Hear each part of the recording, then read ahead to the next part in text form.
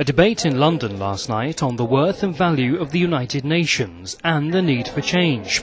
FCO Minister Lord Mark Malloch-Brown on the side of reform.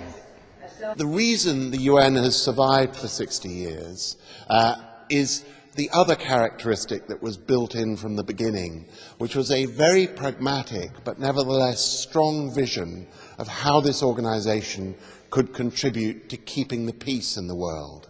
One just cannot overestimate, reading again the words of Roosevelt or Truman at the time of the UN's founding, this combination of aspirational hope for the organisation to end the scourge of war, and at the same time the expectations that, based as it was on the victorious allies, that it could, and their military strength and authority, that if they held together and underpin this organisation, it could be a vehicle for collective security that would prevent the return of war.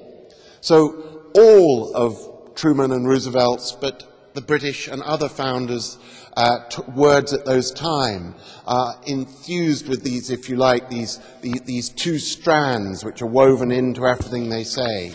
For people exhausted and emerging from the worst war ever, the Second World War, there was this hope that this could be the organisation that would ban war. And behind that was a lot of sort of flighty idealism that it would ban war not just through collective security, but through successful development and the promotion of human rights as well, by the ending, if you like, of poverty. It, he said, still has a validity to the modern world more than ever.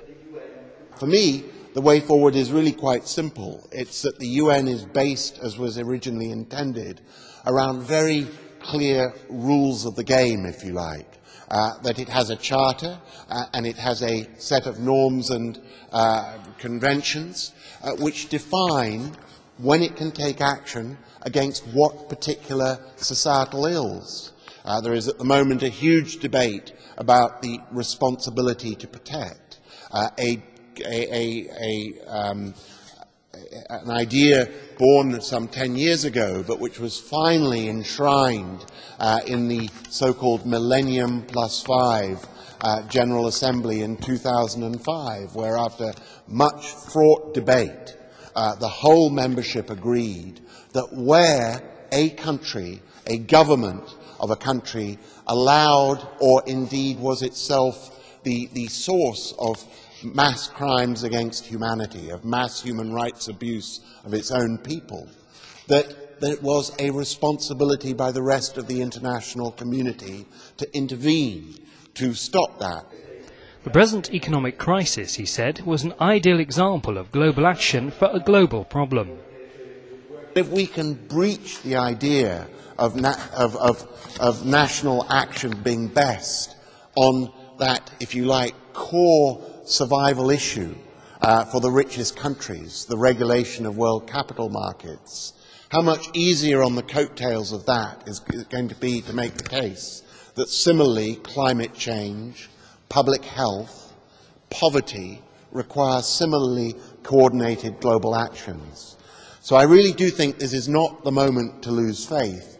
This is the moment to say, yes, we need to make the UN more efficient, but not because efficiency and cost-cutting is an objective in itself, but so that we can, in a moment of global change and opportunity, refit and fashion the UN for a moment as potentially historically decisive as 1945, a moment when leaders of right and left, of east and west and north and south, have been obliged to recognise that they no longer are masters of their own national destinies.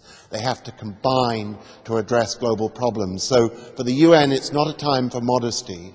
It's a time to kind of, if you like, get our house in order, but come back fighting with a vision which global leaders can sign up to. Thank you.